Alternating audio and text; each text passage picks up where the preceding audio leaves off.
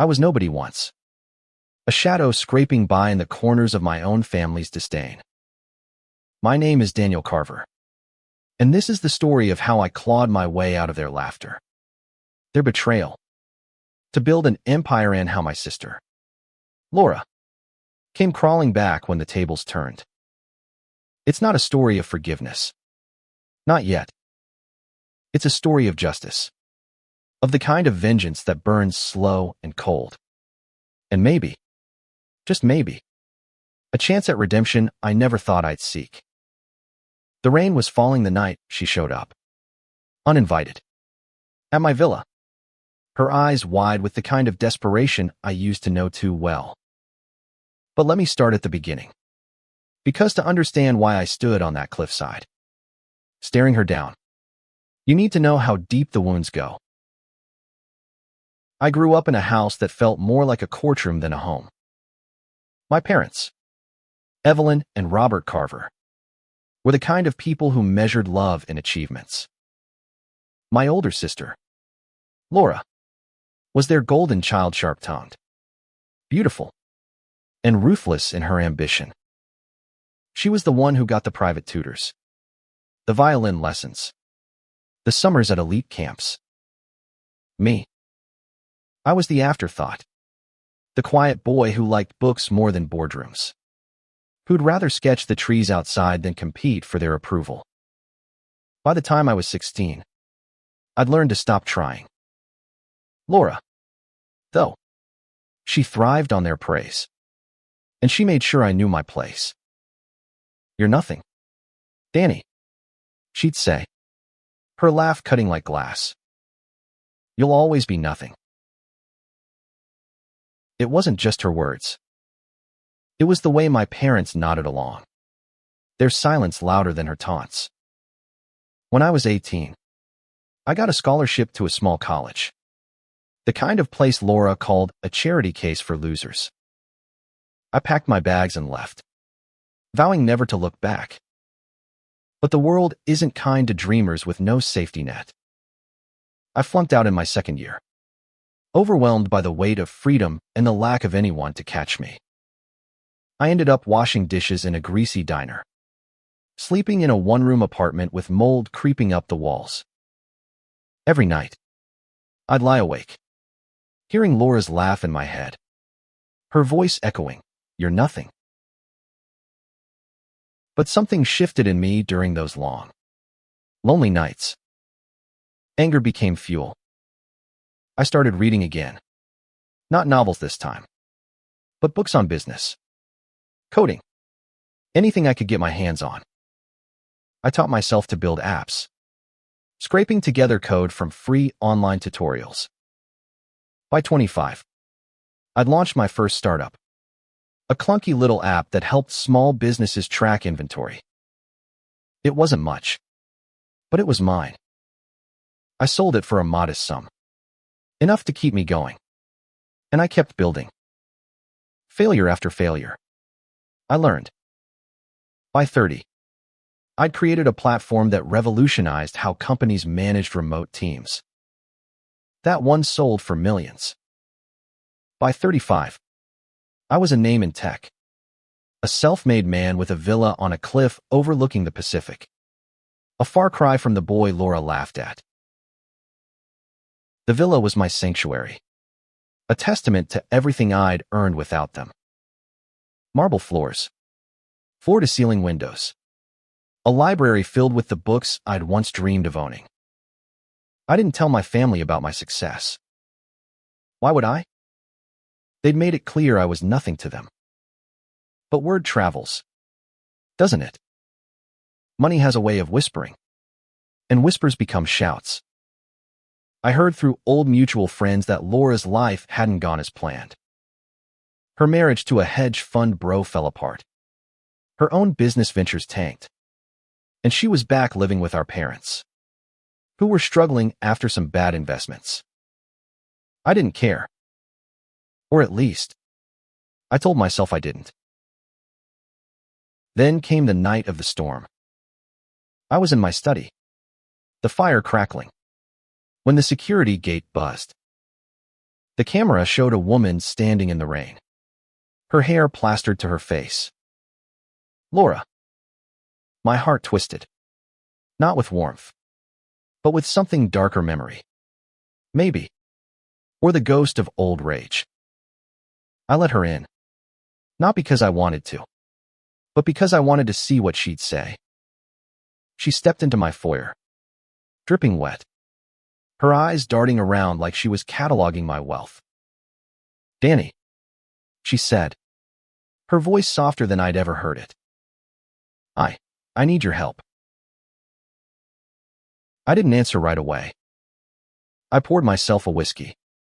Let the silence stretch. She looked smaller than I remembered, her designer coat frayed at the cuffs. Help, I finally said, my voice low. You laughed when I had nothing. Laura, why should I give you anything now? Her face crumpled, but I saw the flicker in her eyes. Calculation, not remorse. She launched into a story about debts, about mom and dad being on the verge of losing their house, about how she'd made mistakes but wanted to make things right. I listened, my jaw tight, and all I could think was, this is a performance. But I let her stay. Not out of kindness, but because I wanted her to feel the weight of my world, to see what I'd built without her, without any of them. I gave her a guest room, told her we'd talk in the morning. As she walked away, her shoulders hunched, I felt a spark of something dangerous, not forgiveness, but the beginnings of a plan. She thought she could waltz back into my life, play the penitent sister, and take what I'd earned. She was wrong. I'd spent years dreaming of the moment I could make her feel as small as she'd made me. Now, she was here, and I wasn't going to let her leave without facing the truth. The next morning, I found her in the kitchen, sipping coffee like she belonged there. Nice place, she said, her tone too casual. I didn't respond. Instead, I slid a folder across the counter. Inside were documents, bank statements, investment records, proof of every cent I'd funneled into our parents' accounts anonymously over the years. Her eyes widened as she read, her fingers trembling. You've been helping them, she whispered. I leaned back, my voice cold. I didn't do it for them. I did it because I'm not you. I don't abandon family, even when they abandon me. She flinched, and for a moment, I thought I saw real shame. But Laura was always good at playing parts. Danny, I'm sorry, she said, tears welling. I was awful to you. I know that now. Can't we start over? I wanted to believe her. God help me. But I'd learned too much about betrayal to trust so easily. I told her I'd think about it. But what I was really thinking was how to make her understand the cost of her cruelty. Not with words, but with something sharper. Something that would cut as deep as her laughter had. Over the next few days, I watched her. She moved through my villa like a ghost, touching things she had no right to touch, asking questions she had no right to ask. I started digging quietly, carefully. I had resources now, connections. I found out more about her failed ventures, her debts, the shady deals she'd been part of. Laura hadn't just fallen on hard times. She'd burned bridges, lied, cheated. And now she was here, thinking she could charm her way into my fortune. I let her think I was softening, invited her to dinners, let her tell stories about our childhood like we were nostalgic siblings. But every smile I gave her was a mask. One night, I invited her to the library, the heart of my home. I poured us both wine, let the firelight play across her face. Laura, I said, my voice steady, why are you really here? She froze, her glass halfway to her lips. I told you, she stammered. I need help. For Mom and Dad. For me. I leaned forward, my eyes locked on hers. No. You're here because you think I'm weak. Like I was back then. You think you can take from me again. Her mouth opened, but no words came. I stood, towering over her. I know about your debts. I know about the scams. I know you, Laura. And I'm not your fool anymore. The air between us crackled, heavy with years of unspoken truths. She tried to laugh it off, but it came out wrong. Brittle. Danny, you're paranoid, she said, but her hands were shaking. I didn't let her finish. I pulled out another folder, this one thicker, filled with evidence of her lease mails. Contracts. Testimonies from people she'd swindled. Her face went pale. What are you going to do? She whispered. I smiled, and it wasn't kind. I'm going to give you a choice, I said. Face the consequences, or earn your way out. But either way, you're not walking away clean. Laura's eyes darted to the folder, then back to me, her lips parting as if to speak. But no sound came. The library's fire cast long shadows across her face, making her look older, more fragile than the sister who'd once towered over me with her cruel laughter. I let the silence stretch, let her feel the weight of my words. The choice I'd given her wasn't just a moment, it was a reckoning. She could face the legal consequences of her actions, the lawsuits waiting to be filed by those she'd wronged. Or she could stay here, under my roof, and work to undo the damage she'd caused. Not to me, but to herself, to the family she claimed to care about now. I didn't trust her. Not yet. But I wanted to see how far she'd go to save her own skin. She pushed the folder away, her fingers trembling. You're bluffing, she said, but her voice cracked, betraying her. I leaned back in my chair, swirling the wine in my glass. Am I? You've always underestimated me, Laura. That was your first mistake. Her jaw tightened, and for a moment, I saw the old fire in her eyes, the defiance that had always made her so dangerous. But it flickered, weakened by the truth staring her down. She stood, pacing the room, her heels clicking against the hardwood. What do you want, Danny? To humiliate me?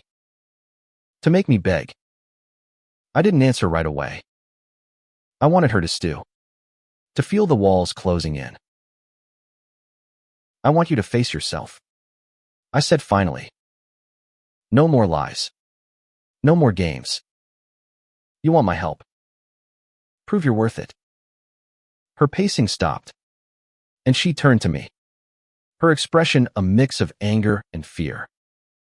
Prove it how? She demanded. I stood, matching her intensity. You'll work for me. Not as my sister, but as someone who's earned nothing. You'll help fix what you broke starting with Mom and Dad. And if you try to play me, Laura, I'll make sure every person you've crossed knows exactly where to find you. It wasn't a threat. It was a promise, forged in the years of pain she'd left in her wake. She didn't speak for a long time. The fire crackled, the only sound in the room. Finally, she nodded, a small, reluctant gesture. Fine, she whispered. I'll do it. I didn't smile. I didn't feel victorious. All I felt was the weight of what came next. I didn't know if she was capable of change, but I was going to find out. I showed her to her room, the same guest suite she'd been staying in, and left her there with the folder. Let her read it. Let her see the evidence of her own failures. I wasn't doing this to save her, I was doing it to see if she could save herself. The next morning, I laid out the terms. She'd work as my assistant, handling the administrative side of my charitable contributions to our parents and others I'd quietly supported over the years. No salary. No perks, just a roof over her head and a chance to prove she wasn't the person I thought she was. She bristled at first, her pride flaring, but she agreed. I didn't trust her, so I had my team keep tabs on her every move. Emails, phone calls, even her internet searches, nothing was private. If she was going to betray me again, I'd know before she could act. Laura threw herself into the work. Or at least, she made it look that way. She organized files, coordinated with my accountants, even drafted letters to charities I'd been funding. She was good, too good. Maybe. I caught her watching me sometimes, her eyes searching for something I couldn't name. Was it guilt? Resentment? Or just another act? I didn't know. And that uncertainty gnawed at me. I'd spent so long hating her, building walls against her, that the idea of her changing felt like a betrayal of my own anger. One evening, about a week into her stay, we sat down for dinner. The dining room overlooked the ocean, the waves calmer now, reflecting the moonlight. Laura had cooked some pasta dish she claimed was Mom's recipe. It was a small gesture, but it hit me harder than I expected. I remembered Mom's kitchen, the rare nights when she'd hum while stirring sauce, when Laura and I were just kids, not yet enemies. Why are you doing this? I asked, my fork pausing midair. She looked up, surprised. Cooking. I thought you'd like it. I shook my head. No. All of this. The work. The apologies. What's your angle? Her face tightened, but she didn't look away. Maybe I don't have one. Danny. Maybe I just want to fix things. I didn't believe her. Not fully. But her words stirred something in me. A crack in the armor I'd built. I pushed it down, focusing on the plan. I'd started digging deeper into her past, hiring a private investigator to uncover anything she might be hiding. The reports started trickling in more debts, more lies, but also something unexpected. Laura had been volunteering at a community center before she came to me, helping kids from broken homes. It didn't fit the picture I'd painted of her, and that made me uneasy. Was it another con? Or was there a piece of her I'd never seen? I decided to test her. I gave her a project managing a donation to a local shelter, one I'd been funding for years. I didn't tell her it was a test. Didn't tell her I'd be watching every step. She threw herself into it, visiting the shelter, talking to the staff, even spending time with the kids there. I followed her one day, keeping my distance, watching as she laughed with a group of teenagers, her face softer than I'd ever seen it. For a moment, I didn't recognize her, but I couldn't let myself trust it. Not yet. The shelter project went off without a hitch. The donation was delivered. The staff sang her praises, and Laura came back to the villa with a quiet pride I hadn't expected. Thank you, she said one night, catching me off guard as I worked in my study. For giving me a chance. I looked at her, searching for the lie, but her eyes were steady.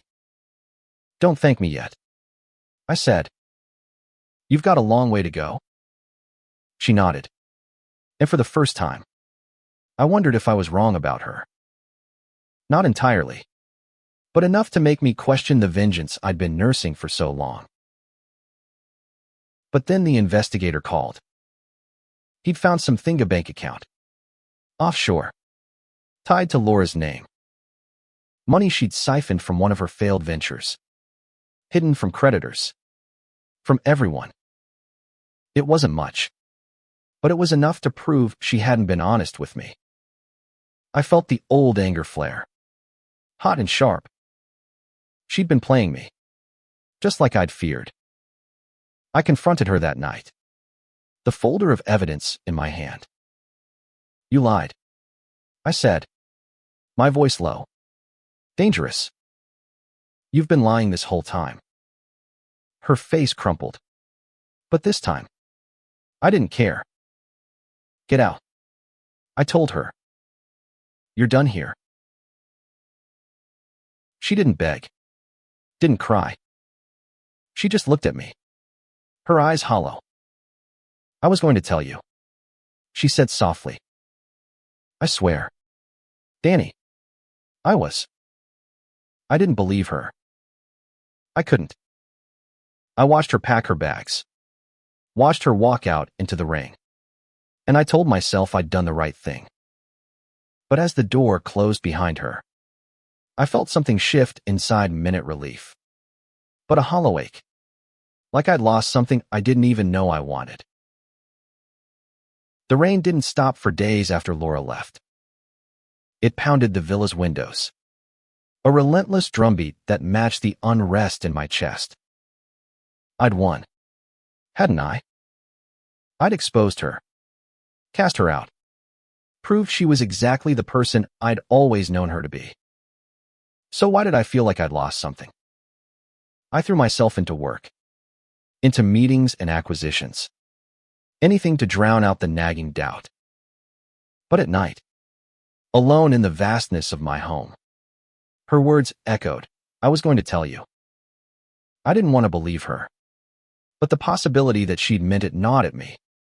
A splinter I couldn't pull out. I tried to move on. I told myself Laura was gone. Out of my life for good this time. But the investigator kept sending updates. Unprompted. As if he knew I wasn't ready to let go. Laura had gone back to our parents' house. A crumbling suburban relic they could barely afford to keep. She wasn't scheming. Wasn't running. She was helping. Cooking meals. Cleaning. Even taking mom to doctor's appointments. It didn't make sense. The Laura I knew didn't do selfless. Was this another act? Or had I misjudged her? I started watching her from a distance. Not physically, but through the investigator's reports. Through mutual acquaintances who didn't know they were feeding me information. Laura was volunteering again. Spending hours at that community center. Teaching kids how to budget. Of all things. One report included a photo, Laura, surrounded by teenagers, laughing as she handed out worksheets. Her smile was real. Unguarded. Nothing like the calculated charm she'd used on me. I stared at that photo for too long, trying to reconcile it with the sister who'd laughed at my pain. I told myself it didn't matter. She'd lied about the bank account. Hidden money while pretending to be broke. That was enough to justify everything I'd done. But the doubt grew louder. And with it, a question I didn't want to face. Had I pushed her out because she deserved it? Or because I was afraid to let her in?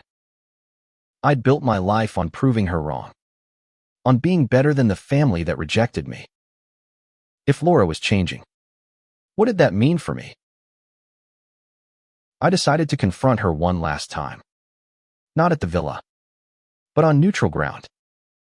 I drove to the community center one evening, my heart pounding as I parked across the street. Through the window, I saw her with the kids. Her hands animated as she explained something.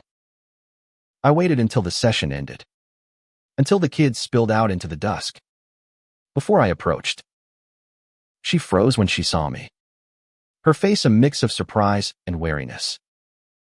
Danny, she said, clutching her bag like a shield. What are you doing here? I need to know, I said, my voice steady despite the storm inside me. The bank account. Why didn't you tell me? Her eyes dropped, and for a moment, I thought she'd run. But she didn't. She gestured to a bench nearby, and we sat, the air heavy with the scent of wet grass. I was ashamed, she said finally. That money, it was a mistake. I hid it when things were falling apart, thinking I could start over. But I couldn't touch it. Danny. It felt dirty. I was going to give it back. To the people I owed. But I didn't know how to tell you without you thinking I was still her. I wanted to call her a liar. To throw the evidence in her face again. But her voice, low and raw, held me back. Why should I believe you? I asked. She looked at me, her eyes glistening. Because I'm trying. Danny, I know I hurt you. I know I was awful. But I'm not that person anymore. Or at least, I don't want to be. The words hit harder than I expected, stirring memories of the sister who'd once braided my hair when I was 5, who'd shared her ice cream before everything changed. I didn't forgive her that night. I couldn't. But I told her to come back to the villa, to finish what she'd started. Not as a sister. Not yet. But as someone I was willing to watch. To test. She nodded, her relief palpable, and followed me back. The drive was silent. The rain a soft patter now, like the world was holding its breath. When we reached the villa, I gave her a new task, oversee a scholarship fund I was setting up for kids like the ones at the community center. It was a risk, giving her that kind of responsibility. But it was also a challenge. If she was serious about changing, she'd have to prove it. Laura dove into the work with a focus I hadn't seen before. She met with educators, drafted proposals, even suggested ways to reach more kids. I watched her closely, waiting for the slip, the moment she'd reveal her true colors. But it didn't come. Instead, I saw glimpses of someone who listened, who cared, who wasn't just performing. One night, she left a note on my desk. Handwritten. Simple, thank you for not giving up on me. I stared at it for hours, my chest tight with emotions I didn't want to name. But the past wasn't done with us. One morning, I got a call from my lawyer. One of Laura's old creditors had found out she was working with me and was threatening to sue, claiming she'd hidden me assets. They argued, since she was under my roof. It was a mess, one that could drag my name through the mud. I confronted Laura, my anger flaring again. Did you know about this? I demanded. She shook her head, panic in her eyes. I swear, Danny, I didn't. I thought I'd settled everything I could. I wanted to believe her, but the timing felt too convenient. Too much like the Laura I'd always known. I hired a team to handle the legal mess, but it forced me to face a truth I'd been avoiding. Laura's past wasn't just hers, it was tied to me now, whether I liked it or not. I could cut her off again, let her sink. But the thought didn't satisfy me like it once would have. Instead, I told her to work with the lawyers, to come clean about every detail of her past. No more secrets. I said, if you want to stay, you tell them everything. She agreed, her face pale but resolute. The weeks that followed were a blur of depositions, negotiations, and late-night talks with Laura. She didn't hold back, laying out every mistake, every bad deal, every lie. It was painful to hear, not just because of what she'd done, but because it forced me to see her as human, flawed in ways I hadn't let myself acknowledge. One night, after a particularly grueling session with the lawyers, she broke down, sobbing in the library. "I don't deserve this," she said. "Your help, your trust. I don't deserve you." I didn't comfort her. Not right away. But I sat with her, letting her cry. And for the first time, I felt something shift, not forgiveness, but a crack in the wall between us. Laura's breakdown in the library marked a turning point, though I didn't realize it at the time. Her tears weren't the calculated performance I'd expected. They were raw, messy, the kind of vulnerability she'd never shown me before. I didn't know what to do with it. Part of me wanted to push her away, to keep her at arm's length where she couldn't hurt me again. But another part, quieter, wondered if this was the sister I'd lost long before the laughter, before the cruelty. I didn't trust her fully, but I was starting to see her, and that scared me more than her lies ever had. The legal mess with her creditors dragged on, a constant reminder of the chaos she'd brought into my life. But Laura didn't shy away from it. She met with the lawyers daily, poring over documents, answering their questions with a transparency that surprised me. She didn't try to charm her way out or shift the blame. She owned her mistakes, one by one, and I watched her do it, torn between skepticism and something dangerously close to respect. The scholarship fund project became her lifeline, a way to channel her energy into something good. She spent hours refining it, calling schools, meeting with kids who'd benefit. I caught her once, late at night, rewriting a proposal, her brow furrowed in concentration. "You're still up?"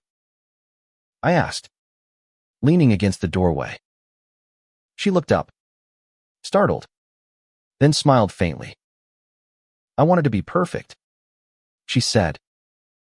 "For them." I didn't respond, but her words stayed with me. The Laura I knew didn't care about them. She cared about herself, her image, her wins. This Laura, though, was different.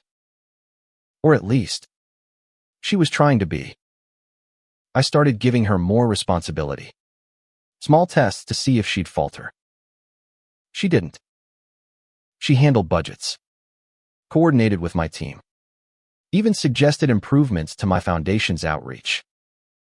My staff liked her, which irritated me at first. They didn't know her like I did, didn't carry the scars of her laughter.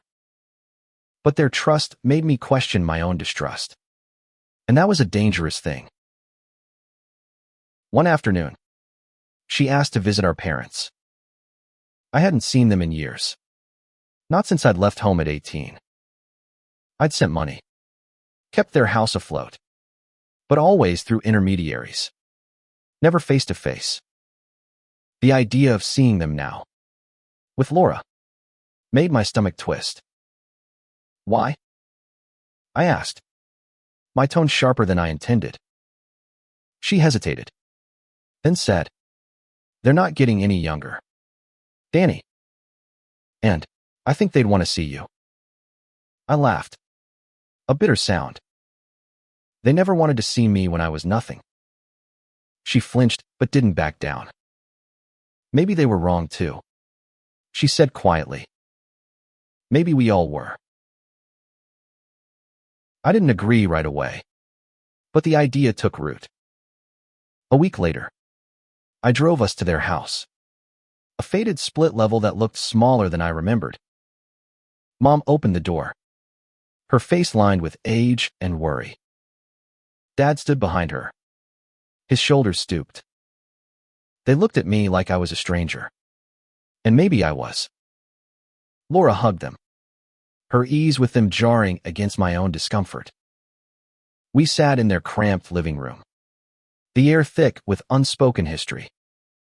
Mom tried to make small talk, asking about my work, but her eyes kept darting to Laura, like she was waiting for permission to speak to me.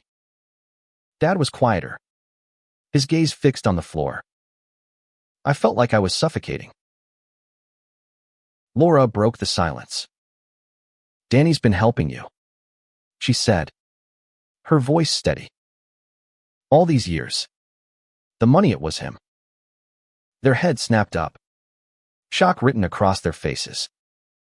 I hadn't wanted them to know. Hadn't wanted their gratitude or their guilt. But Laura kept going, telling them about my foundation, my villa, the life I'd built. I wanted to stop her, to keep my world separate from theirs. But her words poured out, raw and unfiltered. "He's a better man than any of us gave him credit for," she said, her voice breaking. I looked away, my throat tight. Mom started crying. Soft, hiccuping sobs. Dad reached for my hand, his grip weak but earnest. "We didn't know," he said. "We should have." He didn't finish, but he didn't need to. I pulled my hand away, not ready for their apologies. Laura watched me, her eyes pleading for something I couldn't give. Not yet. The visit ended awkwardly, with promises to keep in touch that I wasn't sure I'd keep. On the drive back, Laura was quiet, but I could feel her watching me, waiting for a reaction. "Why did you do that?"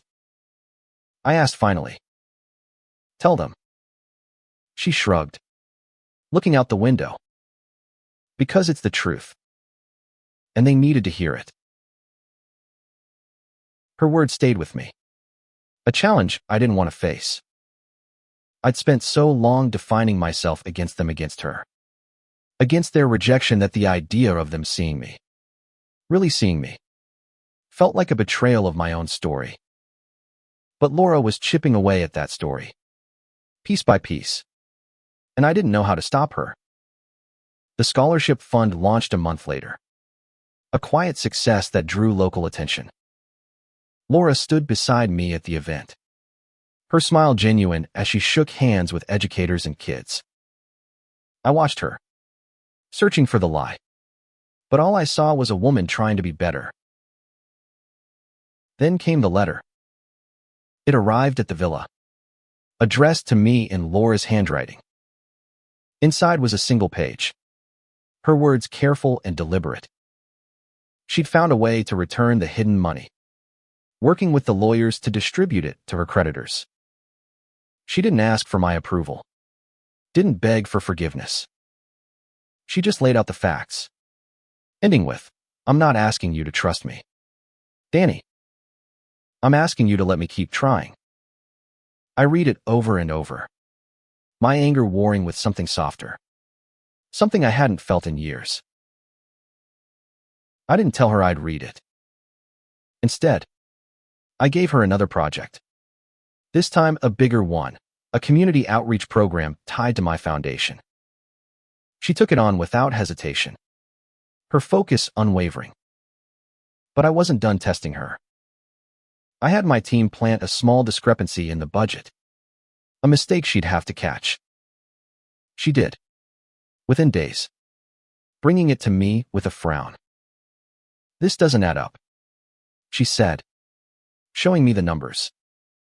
"We need to fix it." I nodded, hiding my surprise. She wasn't just playing along, she was paying attention. The legal issues with her creditors started to resolve, one by one, as she cooperated fully with the lawyers. I watched her navigate it all, her determination a quiet force I hadn't expected. One night, as we sat in the library, she asked me something that caught me off guard. "Do you hate me, Danny?" Her voice was soft, almost afraid. I looked at her, really looked at her, and for the first time, I didn't see the sister who'd laughed at me. I saw a woman carrying her own scars, trying to rebuild from the wreckage. I did. I said honestly. But I'm not sure anymore. It wasn't forgiveness. But it was a start. The admission hung between us. Fragile and heavy. Like a thread stretched too tight. I didn't hate Laura anymore, or at least I wasn't sure I did. It wasn't the clean resolution I'd expected when she first showed up at my villa. Soaked and desperate. It wasn't vengeance either. Not the way I'd imagined it in those dark years when her laughter echoed in my head. It was something messy, something I couldn't name. Laura didn't push me to say more. She just nodded, her eyes bright with unshed tears, and left the library. I sat there long after she was gone, staring at the fire, trying to make sense of the shift inside me. The community outreach program became Laura's proving ground. She threw herself into it with a passion that surprised even my most optimistic staff. She organized workshops, secured partnerships with local businesses, and spent hours with the kids, listening to their stories, helping them navigate their dreams. I watched from the sidelines, my skepticism fading but never fully gone. Every time I thought I could trust her, I'd remember the bank account, the lies, the years of her cruelty. But the evidence of her change was piling up, undeniable, and it forced me to confront my own role in this story. Had I been holding onto my anger too tightly? Was I punishing her for the past, or for my own fear of letting it go? One evening, she invited me to one of her workshops. I went, reluctantly, expecting another performance. Instead, I found her surrounded by a group of teenagers, their faces lit with excitement as she taught them how to pitch their ideas to potential sponsors. She was patient, encouraging, nothing like the Laura who'd once dismissed me as nothing. One of the kids, a shy girl named Mia, approached me afterward. "Your sister's amazing," she said, clutching a notebook full of scribbled plans. "She makes us believe we can do anything." I smiled, but inside, I was reeling. Laura, inspiring someone. It didn't fit, and yet it did. I started joining her at the community center more often, not to monitor her, but because I was curious. I wanted to understand this version of her, to see if it was real. We worked side by side some days, planning events, brainstorming ways to expand the program. It was awkward at first. Our conversation stilted. But over time, a rhythm emerged. We didn't talk about the past. Not directly. But it was there in the spaces between our words. A shadow we both felt. One day, as we sorted through applications for a new scholarship, she paused, her pen hovering over a form. "This kid reminds me of you," she said softly. Quiet, but determined. I didn't know how to respond, so I didn't. But her words stayed with me, a bridge I wasn't ready to cross. The legal battles with her creditors were winding down. Most of the claims settled through negotiations and repayments she'd orchestrated herself. She didn't ask for my money, didn't lean on my resources beyond what I'd already offered. It was another surprise, another piece of evidence that she was trying to stand on her own. But the biggest test came unexpectedly, in the form of a letter from one of her old business partners, a man named Victor who'd been part of her shadiest deals. He wanted to meet, claimed he had information that could benefit us both. Laura showed me the letter, her face pale. "I don't trust him," she said, "but I don't want to hide anything from you." We met Victor at a neutral location, a quiet cafe downtown. He was slick, all charm and sharp edges, the kind of man who made my skin crawl. He leaned across the table, his smile too wide. "Laura, you've landed on your feet, haven't you?" he said, glancing at me. "And with your brother's money. No less." I felt Laura tense beside me, but she didn't take the bait. "What do you want, Victor?" she asked, her voice steady. He slid a folder across the table, filled with documents outlining a deal-a shady investment scheme that could make us millions. He claimed, but it reeked of fraud. "I'm out of that life," Laura said, pushing the folder back. "And so is Danny." Victor's smile faded, his eyes narrowing. "You think you're clean now?" he said, his voice low. "I know things, Laura. Things your brother might not like hearing." I leaned forward, my voice colder than I felt. "If you've got something to say, say it. But if you're threatening her, you're threatening me." He backed off, muttering something about keeping in touch, and left. Laura was quiet as we drove back to the villa, but I could see the relief in her shoulders, the way her hands unclenched. "Thank you," she said finally, "for backing me up." I nodded, but inside, I was shaken. She'd turned Victor down without hesitation, choosing honesty over the easy money she'd once chased. That night, I couldn't sleep. I kept replaying the meeting, Laura's refusal, the way she'd stood her ground. It wasn't just about Victor, it was about her choosing a different path, one I hadn't believed she was capable of. I found myself in the library, pulling out old photos I'd kept hidden in a drawer. Pictures of us as kids, before the rivalry, before the pain. Laura and me on a swing set, grinning like nothing could break us. I didn't know why I kept them, but looking at them now, I felt a pang I couldn't ignore. The next morning, I asked Laura to join me for a walk along the cliffside. The ocean was calm, the air crisp with the promise of fall. We didn't speak at first, just walked, the silence comfortable for once. Finally, I stopped, turning to face her. "I don't know if I can forgive you," I said, the words spilling out before I could stop them. "But I see you trying. And that means something." Her eyes widened, and for a moment, I thought she'd cry. Instead, she reached for my hand, her touch tentative. "I'll keep trying," she said, "for as long as you'll let me." I didn't pull away this time. We stood there, the waves crashing below, and I felt the weight of my anger start to lift. Not gone, but lighter. The road ahead was long, and trust was still a fragile thing. But for the first time, I believed we might find a way through it.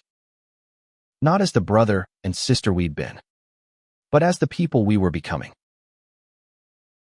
The moment on the cliffside lingered, a quiet pivot in the storm of our history. I hadn't forgiven Laura. Not entirely, but I'd opened a door I'd long kept locked.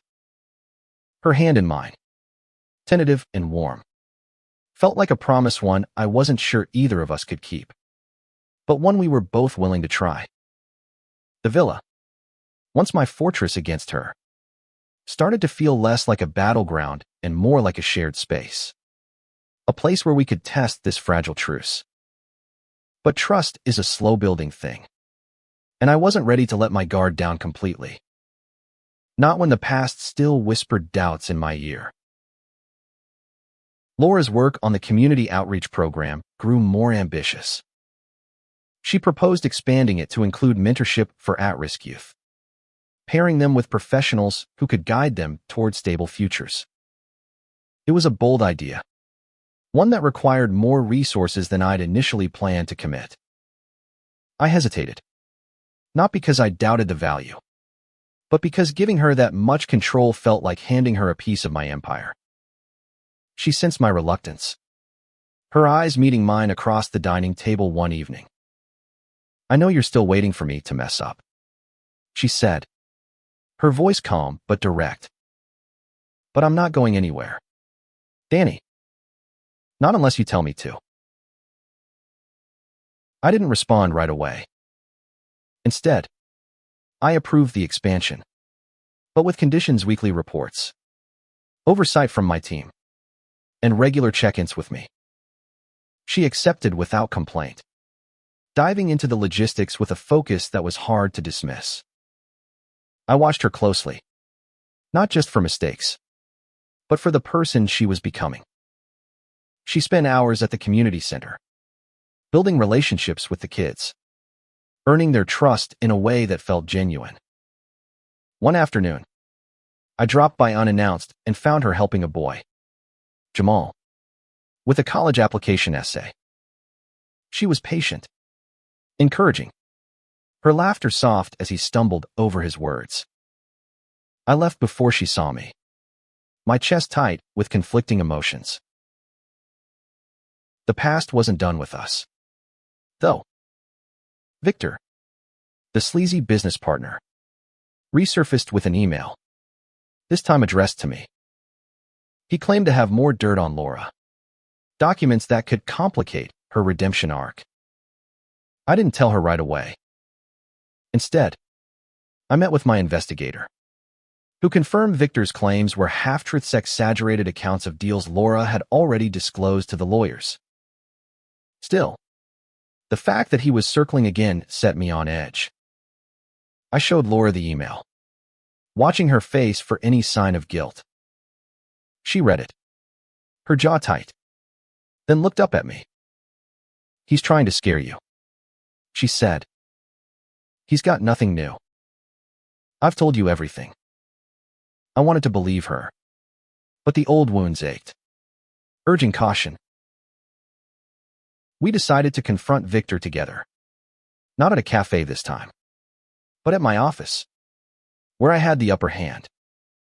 He arrived with the same slick smile, but it faltered when he saw Laura beside me, her posture steady. "You're wasting your time," I told him, sliding his own folder of evidence back across the desk. "We've already dealt with her past. If you've got something real, show it. Otherwise, stay out of our lives." Laura didn't speak, but her presence was enough of quiet defiance that matched my own. Victor left without a fight, his threats deflated. As we walked out, Laura touched my arm, her voice low. "Thank you for trusting me." I didn't correct her, didn't tell her I wasn't sure I did. But I felt the balance shifting, her actions outweighing my doubts. The mentorship program launched with a small event at the community center, a mix of kids, mentors, and local leaders.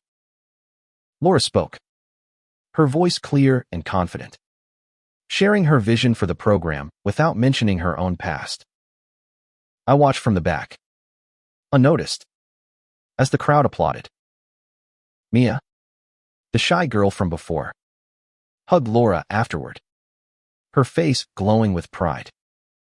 I felt a pang, not jealousy, but something closer to awe. Laura was building something real, something that mattered, and I was part of it, whether I'd meant to be or not. That night, back at the villa, we sat on the terrace, the ocean stretching dark and endless before us. She poured us both wine, a small smile playing on her lips.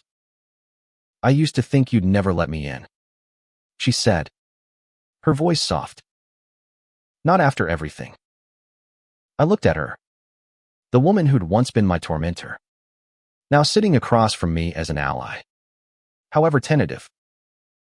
"I haven't," I said, but my tone was gentler than I'd intended. "But you're making it hard to keep you out." She laughed, a sound that didn't cut, didn't wound, but warmed the air between us. The next challenge came from an unexpected source, our parents.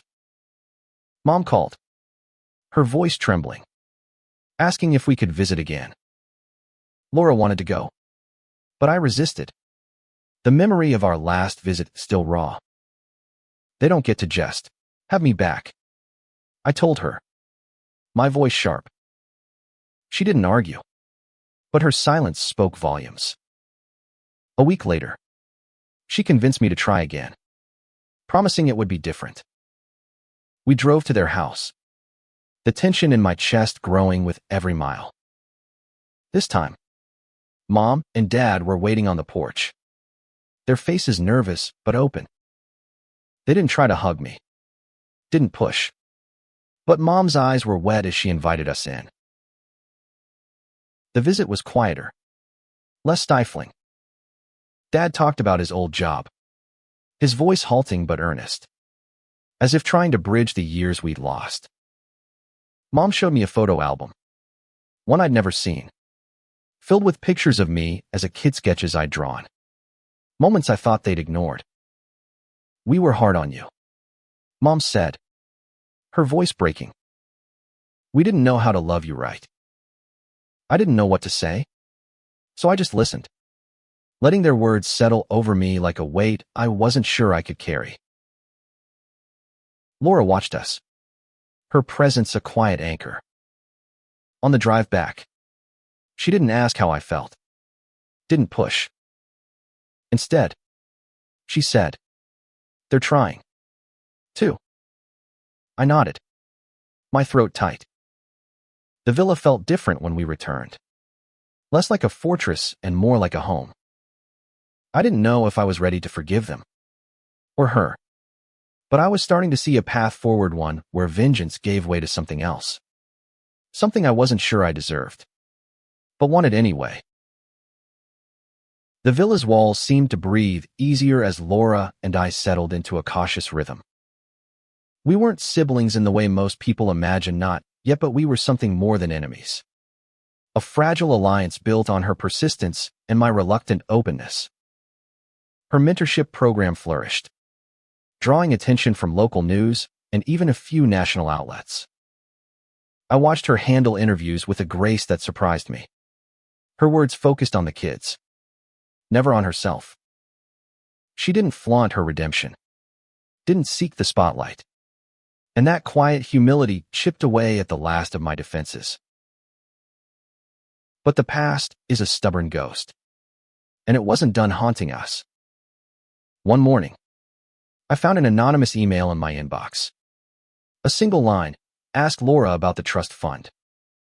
My stomach dropped. I'd heard whispers of a trust fund from our grandparents. Money meant for both of us, but controlled by our parents. I'd assumed it was long gone, spent on Laura's lessons or Dad's bad investments. I didn't confront her right away. Instead, I called my investigator, asking him to dig into it. The report came back quickly. The trust fund still existed, untouched. But Laura had accessed the account years ago, moving small amounts before covering her tracks. It wasn't theft. Not exactly her name was on it, too, but it was another secret. Another lie. I found her in the library, working on a grant proposal. I slid the report across the table, my voice cold. "Explain this." Her face went pale as she read, her hands gripping the paper. "Danny." She stopped, closing her eyes. I didn't take it.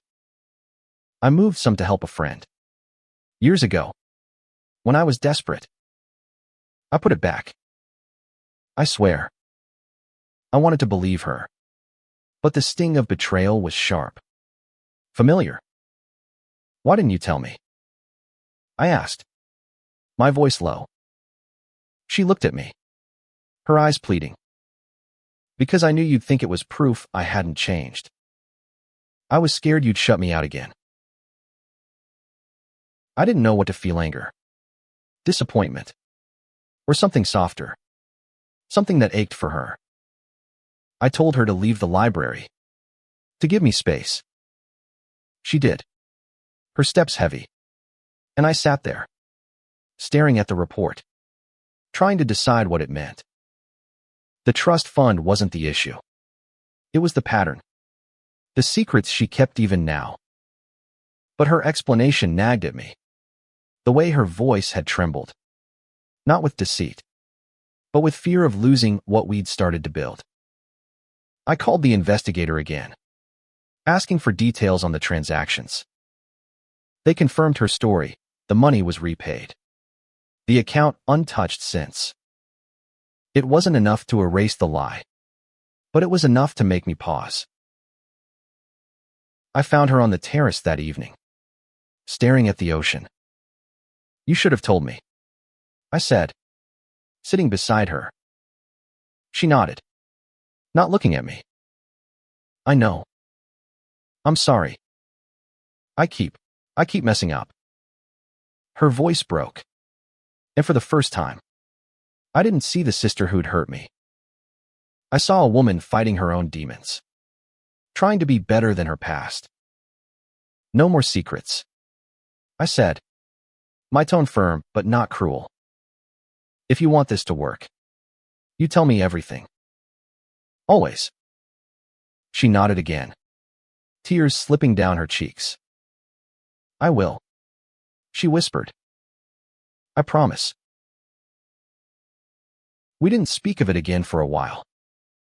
She threw herself back into the mentorship program, and I let her, watching for any sign of slippage. There was none. She was meticulous, transparent, even when it meant admitting small mistakes. The program's success grew, and with it, my willingness to trust her, inch by inch. One day, she came to me with an idea, a gala to raise funds for the program, a chance to bring in bigger donors. It was ambitious, risky, but her enthusiasm was infectious. "Let me do this," she said, her eyes bright. "Let me show you I can."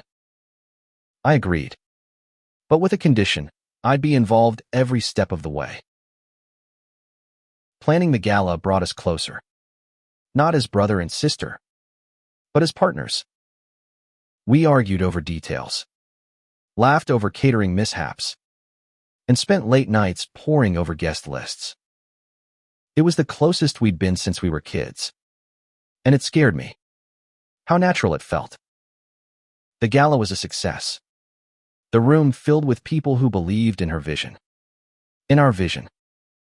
Laura shone, her speech about the kids' potential drawing tears and applause. I watched from the sidelines, pride warring with caution. She'd earned this moment, but I couldn't shake the fear that it was temporary, that she'd fall back into old patterns. After the gala, we sat in the villa's library, the fire crackling as we debriefed.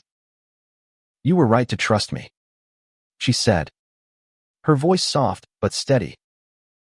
I looked at her, searching for the lie, but all I saw was sincerity. "I'm trying to," I said, and it was the truth. We talked late into the night, not about the past, but about the future, her plans for the program, my ideas for the foundation. For the first time, I let myself imagine a world where we weren't defined by our history, where we could be something new.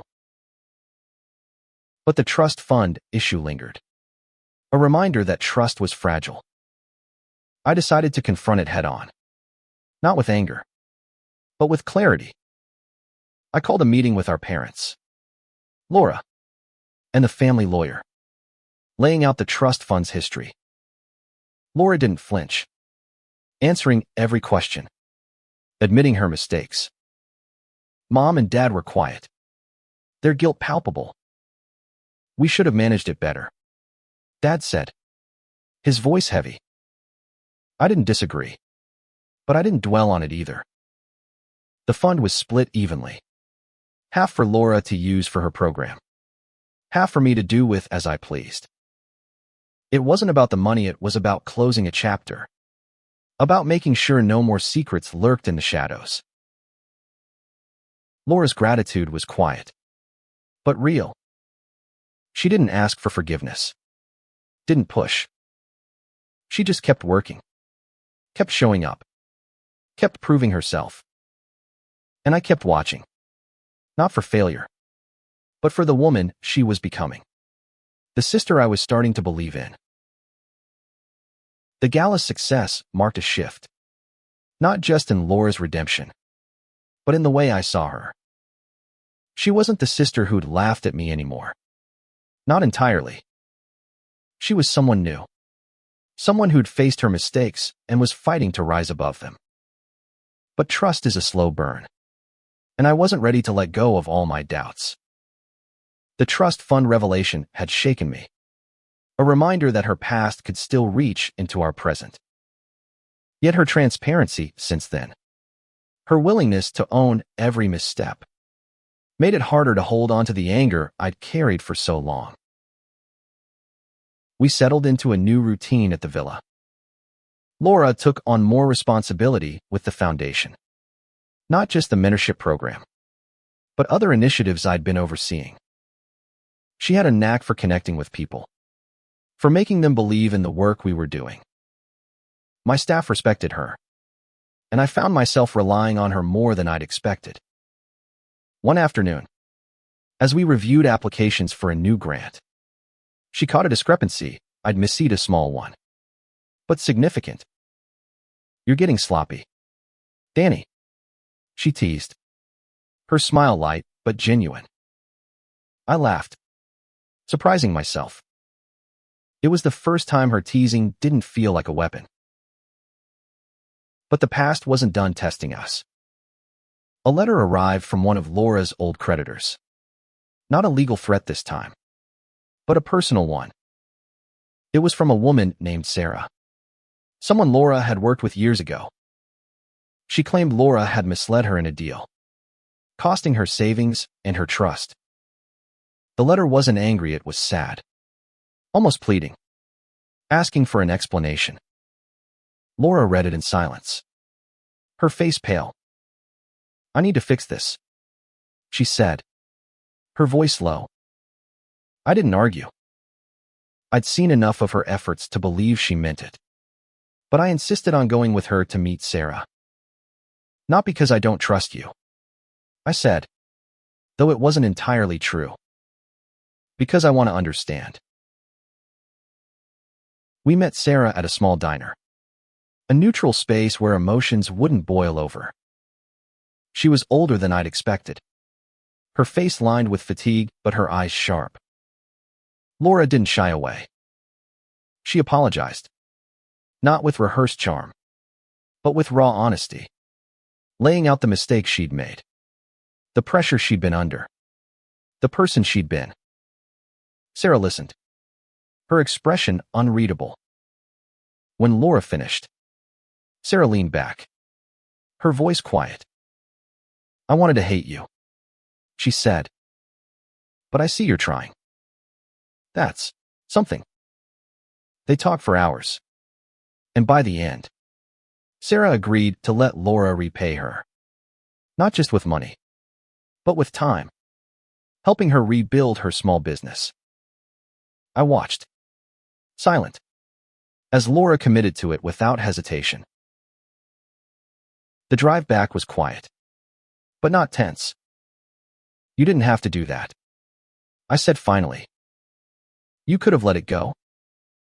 Laura shook her head, staring out the window. "No, I couldn't. Not if I want to be someone I can live with." Her words hit me hard, not because they were new, but because they echoed something I'd been wrestling with myself. Who was I if I let go of my anger? Who was I if I let her in? The mentorship program expanded, drawing more kids, more mentors, more attention. Laura became its face, not by design, but because people gravitated to her. She didn't talk about her past, but she didn't hide it either, using her story to connect with kids who'd made their own mistakes. I started attending more of her events, not to monitor her, but because I wanted to be part of what she was building. One night, after a workshop, a kid named Jamal pulled me aside. "Your sister saved me," he said, his voice fierce with gratitude. I was going nowhere, and she showed me I could be more.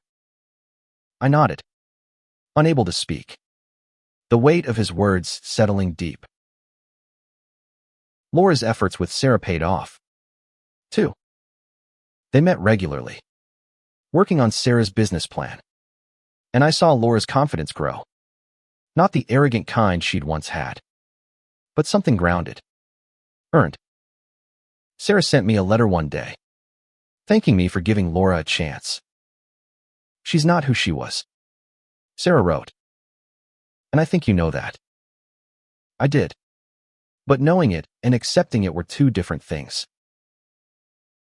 One evening, as we sat on the terrace, Laura brought up our parents again. "They want to see us," she said, her tone careful. "Both of us. For Christmas." I tensed, the old wounds flaring. "I'm not ready," I said, sharper than I meant. She didn't push, just nodded. "Okay. But when you are, they'll be there." Her patience, her refusal to force me, was another crack in my armor. I didn't want to see them, didn't want to face the people who'd let me feel like nothing. But her belief that we could heal as a family was starting to seep into me, whether I liked it or not. The next test came from within. One of my senior staff, skeptical of Laura from the start, flagged an issue with a grant application she'd submitted. It wasn't fraud, just a clerical error, but it could have cost us a major donor. I confronted her, expecting defensiveness, but she owned it immediately. "I missed it," she said, her face flushed. "Let me fix it." She worked through the night, correcting the error, rewriting the application, and securing the donor's confidence. When she showed me the revised proposal, her eyes were tired but determined. "I won't let you down again," she said. I believed her, not because I wanted to, but because she'd earned it. As Christmas approached, I found myself thinking about her suggestion, about seeing our parents. The idea still made my chest tight, but Laura's persistence, her quiet faith in us, was wearing me down. I didn't tell her, but I started planning a visit. Not for them, but for her, for the sister I was starting to see as family again. Christmas loomed like a shadow, heavy with the weight of Laura's suggestion to visit our parents. I hadn't agreed, hadn't even told her I was considering it, but the idea clung to me, persistent as the ocean's rhythm outside my villa. Laura didn't push, didn't mention it again, but I saw it in her eyes, the hope that I'd come around, that we could rebuild something from the ashes of our family. She kept working, pouring herself into the mentorship program, into fixing her past with Sarah, into proving she was more than her mistakes. And I kept watching, my heart caught between the boy who'd been laughed at and the man who wanted to believe in her. The mentorship program was thriving, its impact undeniable. Kids who'd once been written off were applying to colleges, starting businesses, chasing dreams Laura helped them see. She was good at this, better than I'd ever expected, and it forced me to confront the truth. She wasn't just changing for me, or for our parents, or even for herself. She was changing for the people who needed her, the ones she'd never had a chance to help when she was too busy chasing her own ambitions. It made me proud, and that pride scared me. It meant I was letting her in, letting her matter. One evening, as we finalized plans for a new workshop, she handed me a stack of thank you notes from the kids. "Read these," she said, her voice soft but insistent. I did, Later, alone in my study, their words were raw, grateful, full of stories about how Laura had listened, pushed, believed in them. One note, from Mia, stood out. She told me it's okay to mess up, as long as you keep trying. She said she learned that from you. I stared at those words, my throat tight. Laura was giving me credit, weaving me into her redemption, and I didn't know if I deserved it. The decision to visit our parents came quietly, almost without my permission. I told Laura one morning, over coffee, my voice casual to hide the weight of it. We'll go for Christmas, I said. Her eyes lit up, but she didn't gush, didn't make a fuss. Okay, she said, her smile small but real. Thank you. We planned the trip together. A short visit, just enough to test the waters. I wasn't ready to forgive them, but I was ready to try for Laura, for the kids she was helping, for the part of me that wanted to believe we could be a family again. The drive to their house was quiet, the air thick with unspoken expectations. Laura fidgeted with her scarf, her nervousness a mirror to my own. When we arrived, Mom and Dad were waiting, their faces a mix of hope and fear. The house smelled of cinnamon and pine, a Christmas tree glowing in the corner. It was too much, too normal, and I felt the old anger stir. But Laura's hand on my arm steadied me.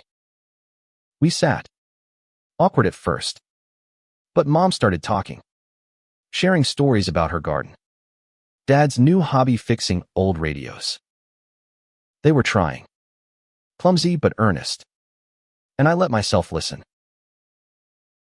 Laura bridged the gaps, asking questions, sharing updates about the mentorship program, gently pulling me into the conversation. When Mom asked about my work, my life, I answered, haltingly at first, but then with more ease. Dad's eyes lit up when I mentioned my foundation, and for the first time, I saw pride in them. Not for Laura, but for me. It hurt, in a way I hadn't expected, because it meant they'd always been capable of it, even when they'd withheld it. Dinner was simple, a roast Laura helped Mom prepare, and we ate in a quiet that wasn't suffocating. Afterward, we sat by the tree, and Mom handed me a small box. Inside was a sketchbook, old and worn, filled with my childhood drawings. We kept it, she said, her voice trembling. We always hoped you'd come back. I didn't know what to say, didn't know how to feel, so I just held it, the weight of their regret heavy in my hands. Laura watched, silent, her eyes soft with something like relief. We didn't stay long, just a few hours, but it was enough. On the drive back, Laura spoke first. They're not perfect, she said, but they love you, Danny. They always did. I didn't agree, didn't argue, just let her words settle. The villa felt warmer when we returned, the Christmas lights we'd strung up glowing softly. We sat on the terrace, sipping hot cocoa, and for the first time, I felt like we were siblings, not adversaries. The new year brought new challenges. A major donor pulled out of the mentorship program, citing concerns about Laura's past. It wasn't a surprise her history was still out there, a shadow that followed her, but it stung. She didn't crumble, didn't retreat.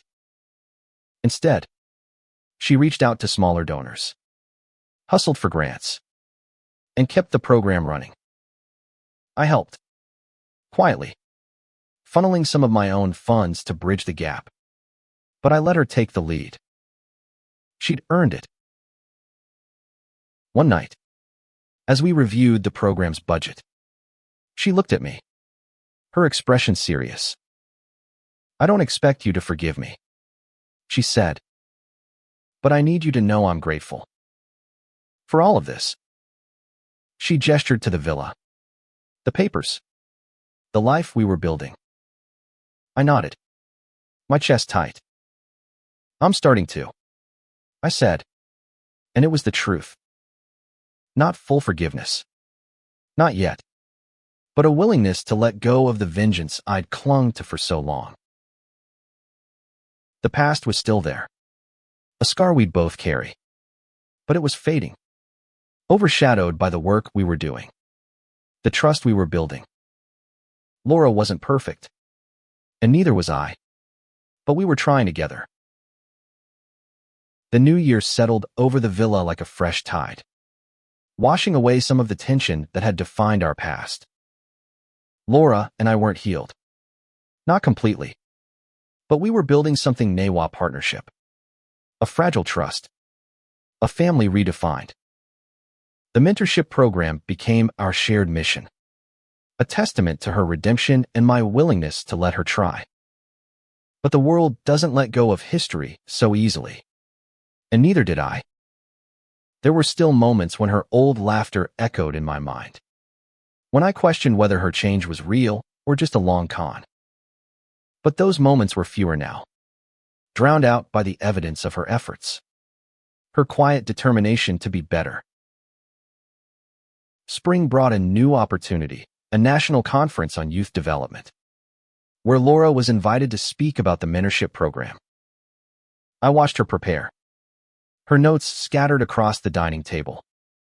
Her voice steady as she practiced her speech. She was nervous, but not the kind that made her falter, just the kind that showed she cared. You're coming, right? She asked one night, her eyes searching mine. I hadn't planned to, hadn't wanted the spotlight. But her question wasn't just about logistics. It was about us. About whether I'd stand beside her. Yeah, I said. I'll be there. The conference was in Seattle. A sleek convention center filled with educators, policymakers, and activists. Laura took the stage. Her presence commanding but warm. Her words weaving stories of the kids she'd helped. The futures they were building. She didn't mention her past. But she didn't shy away from it either, framing her work as a chance to give back what she'd once taken for granted. The crowd was rapt, their applause loud and genuine. I stood at the back, my chest tight with something I hadn't felt in years, pride in my sister. Afterward, people swarmed her, asking questions, offering partnerships. I watched from a distance, letting her have the moment. A woman approached me, a conference organizer, her eyes bright. Your sister's incredible, she said. You must be so proud. I nodded, the words catching in my throat. I was proud, but it wasn't simple. It was layered with years of pain, doubt, and the slow, hard work of rebuilding. When Laura found me later, her smile was tired but real. We did good, didn't we? She said. I smiled back, a small gesture that felt bigger than it looked. Yeah, I said. We did. Back at the villa, we celebrated quietly, just the two of us, with wine and takeout on the terrace. The ocean was calm, the stars bright above us. We talked about the future, new programs, new goals, new ways to make a difference. But we also talked about the past, for the first time without anger. I was jealous of you, she admitted, her voice low. You were always so free. You didn't need their approval like I did. I looked at her, surprised. Free. I was drowning. Laura. She nodded, her eyes glistening. I know. and I made it worse. I'm so sorry. Her apology wasn't new. But this time, it felt different final. Somehow, like a door closing on the pain we'd carried. I didn't say I forgave her. Not out loud. But I felt it. A quiet release that left me lighter. We sat in silence after that. The kind that didn't need filling. And I realized something. Vengeance had been my fuel for so long. But it wasn't anymore. Laura's change. Her work. Our shared purpose seat was enough. The final test came months later, when Victor resurfaced with a lawsuit, claiming Laura had misled him in their old deals. It was a last-ditch effort, a desperate grab for money, but it could have derailed everything she'd built. She didn't panic, didn't hide. She worked with the lawyers, laid out every detail of her past with Victor, and faced him in court. I sat in the gallery, watching her testify, her voice steady, her honesty unflinching. The judge ruled in her favor, dismissing the case as baseless. When she walked out, she looked at me, her eyes bright with relief and something else triumph. Not over Victor, but over herself. That night, we stood on the cliffside, the villa glowing behind us. I'm not her anymore, she said, her voice soft but sure. I know, I said, and I meant it. We didn't hug. Didn't need to. The ocean roared below, a reminder of the storms we'd weathered, and I felt a peace I hadn't known was possible. Laura wasn't just my sister, she was my partner, my ally, someone I'd chosen to let back in. The mentorship program grew, and so did we. Our parents visited the villa for the first time, their awe at my world tempered by their quiet efforts to reconnect. It wasn't perfect, wasn't easy, but it was a start. Laura and I kept working, kept building, kept proving that redemption isn't a moment, but a journey. And somewhere along the way, I stopped hearing her laughter in my head. Instead, I heard her voice, steady and real, calling me brother.